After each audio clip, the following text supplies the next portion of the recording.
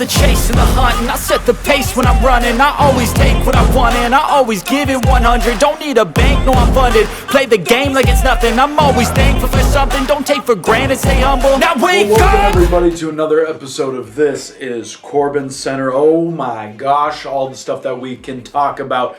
We have so much to talk about and so much I have to set the record straight on. But first and foremost, a big Corbinite recognition to Chrissy Twin Cities Live. Thank you so much. I mean, the pleasure is all yours, obviously, having me on the show, making your job easier.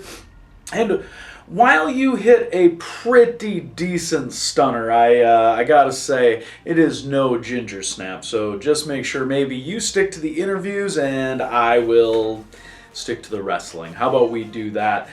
But my appearance on Twin Cities Live, solidifying my spot as the mouthpiece for First Wrestling, and is also a big, like I'm an advocate. I basically, when they need somebody, what's the word I'm looking for? I'm the poster boy. Again, I'm the one who has the professionalism to actually go out there and speak. The loudmouth mercenary knows his spot on the microphone. That is why you put me in front of the camera. And when you have the biggest event of the year for First Wrestling, you obviously turn to me to put it over. So that is the biggest.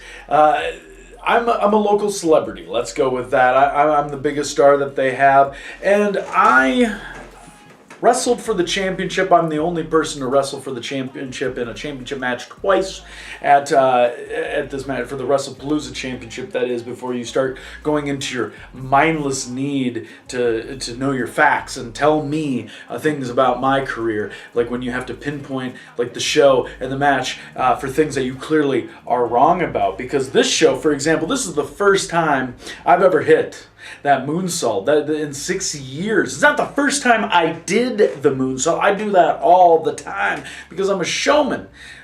Now, even though some people have rolled out of the way, some people have avoided it, not this time. I thought this would be my night, but I did not take the pinfall. Devon Monroe was able to pin Dak Draper. Now, if I have to toot my own horn, I would say that this is probably the best triple threat match in the history of First Wrestling. It's definitely the best triple threat match in the history of the Mall of America, and that is why we're coming back for a third time.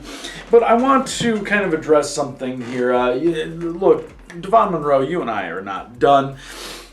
And I know you may have seen some comments that were on a post, and it might look like I'm coming to the defense of one Devon Monroe. But actually, in all honesty, I really hate stupid-ass people making stupid-ass comments. So, for example, this random person from Washington who is a fisherman barber, or whatever the hell kind of combination that is, decided to make a comment on what Devon looked like as a champion, and immediately went to Vern Gagne talking about how he would eat this guy for breakfast, and how, again, like he can't believe that this guy has, apparently this dude measured and found out that Devon's arm is the size of his wrist, or whatever stupid cliche bullshit that you're going to put in there.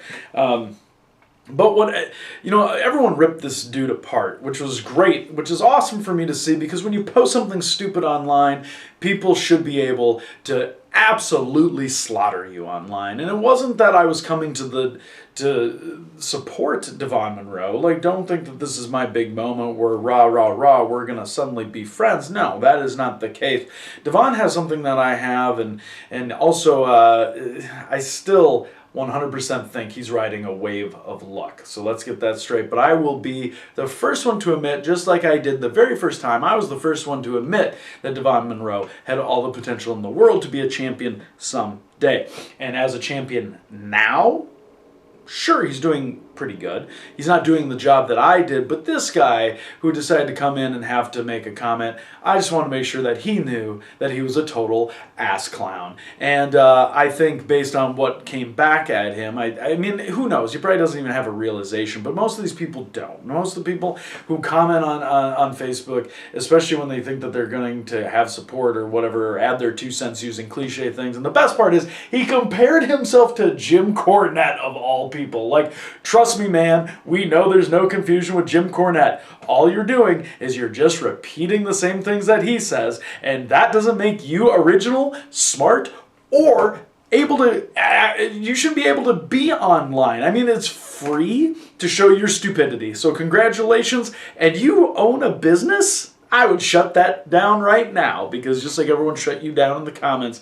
But again, I look forward to this, the third Saturday Night Nitro. I already got it in the calendar. You should have it in your calendar, and you should be waiting for tickets to come out. And that's the big thing. But I can't just let this slide, because again, I'm talking about comments, and again, I should be dwelling on the great magnitude of this event and how special it was for me and how awesome it was and how I managed to win that Tekken Tag Tournament at the end. That was pretty cool. I ended up scoring the victory there. I remember some moves with P-Jack. That was cool at Fair on 4.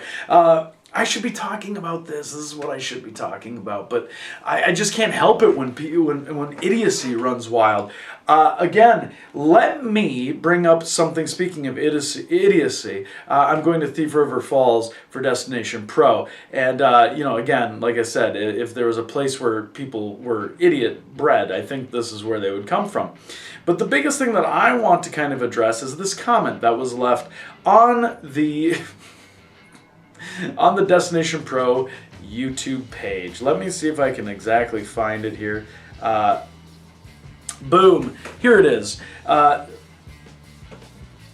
X Rombusters, Double X. By God, even the. I mean, I managed to comment on it, but let me just break this down if you didn't see it. With all due respect, please change Darin Corbin's name. There's no way any major promoter would be able to market him with that name being so visually and audibly similar to Baron Corbin.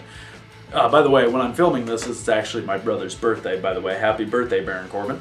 I actually thought that you guys had Baron Corbin booked somehow. Oh my God, you did, you dumbass? Cool. When the narrator in the beginning announced who it was, so you misheard it and thought a WWE contracted wrestler was going to show up. That's amazing. Please address this with the talent, me, ASAP, for the promotion and more importantly for his career. Thank you for your concern, but let's break this down.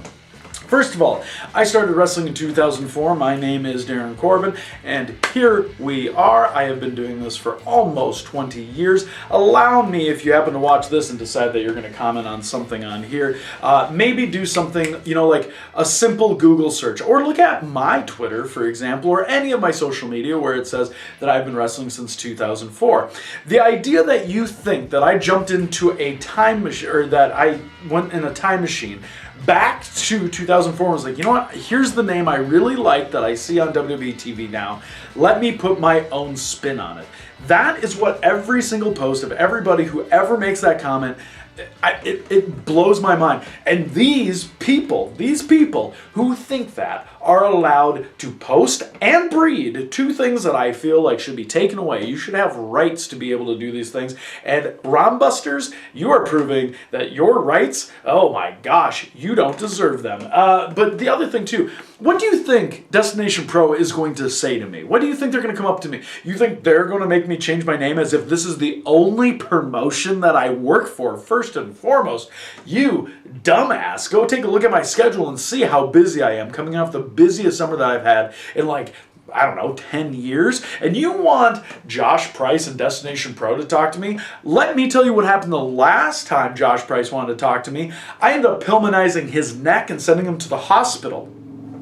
The last time Destination Pro tried to do anything and suspend me, they collapsed under pressure to have NDS, of all people, be the voice of reason. You want to talk to anybody about a potential name change. I bet you think NDS is some North Dakota college school, but then again, there was no way in any way, shape, or form that you have ever looked at higher education, that you would have looked in colleges, and you probably don't even know that there's a North and South Dakota, let alone have any idea that I've been around as long as I have. So let me, with all due respect, let me tell you this. Learn to do your research, because I have already ripped apart all these stupid fake journalists, and this is just as bad. Just as bad. People who want to be wrestling journalists and want to comment on this have the same credibility as anybody who can just post and with, oh my gosh, I misheard. You thought Baron Corbin was coming to Thief River Falls? I mean, I cannot get over that, man. It's bad enough that one Corbin has to go. I would never drag my brother there. I mean, I would never bring him into the fold of Thief River Falls. What I have had to experience up there, I would never wish upon family. Let me go with this. And for you, I think you should move there. You would fit right in. You can listen to every single announcement. You can listen to the ring announcer say names and then all of a sudden think that some other WWE contracted wrestler is just on loan to come to Destination Pro. Right now, let me tell you this. Destination Pro is lucky to have me as their top star. They are unable to get anybody from WWE, and the fact that I even meander my way up north, consider it lucky. The only reason I do is because it is in my neck of the woods where I grew up and I get to see family. So it is convenient for me to make the trip up, stop and see family, and then come up there and piss an entire city off. I mean, it's not, I mean, I hope you were pissed. Personally, because that means that my reach out went outside the city limits, found you on the internet to the point where you needed to comment and think that you had something of some credibility where you were going to talk to. It's like when anyone calls and says, you should do this, you should change. I hate that. I absolutely hate that. You think I should? Your ignorant ass thinks that I should adapt and I should change things because you can't figure out how to listen, can't figure out how to comprehend the internet. You think that that's how it works? This is exactly the kind of energy that I'm going to bring to Thief River Falls, and I'm going to lay out a little warning for everybody that's up in Thief River Falls. Stay out of my way, stay out of the comments, don't talk to me, and Josh Price, I know it was you under that mask. Do not push your luck against me unless you want to end up in a hospital, and then this guy, Ron Busters, is probably going to try and find out which hospital it is, but he'll probably search the wrong city, and then he'll end up in the wrong town and be like, well, I wish they would have posted the room number, like a dumb idiot. So you guys are perfect for each other. So how about this? Well, now I'm through it. Now I'm done. I have an upcoming schedule. I got other stuff to worry about. So, hey, Ron Busters, maybe go to the other YouTube pages for these places and figure out where I'm going to be and tell them that you think that I should change my name as well. You can go to Freelance and try and change them, as I just had this big one-on-one match that's announced for the first time against Dylan McQueen. So I have that. I am actually off for a weekend because maybe I got a cease and desist, Ron Busters, from the WWE, which, by the way, has not happened yet. Hasn't happened. Yeah, so blah, blah, blah, take that. You know why? Because it's my name and I've been around for a while. And then I had a change of plans. I don't want to announce it right away, but in October. Oh, by the way, I will post it on my upcoming schedule that you can see how busy I am, so you can tell the talent that, you know, they should probably talk to me there too. I got another couple things that should be nice for spooky season. Obviously, heavy on Halloween. I got Freelance in October. I will be back in Battleground in October. And while I appreciate things slowing down, I am really excited for a milestone that is becoming very, very soon. After this weekend, I'm going to be 30 matches away from 1,400 total matches. 1,400 total matches, Ron Busters. So keep in mind, think of it, keep in mind that in those matches, I have wrestled under my name, Darin Corbin, for 1,400 matches. I ain't changing. Got it? Please don't leave dumb comments on this video. This is CorbinCenter.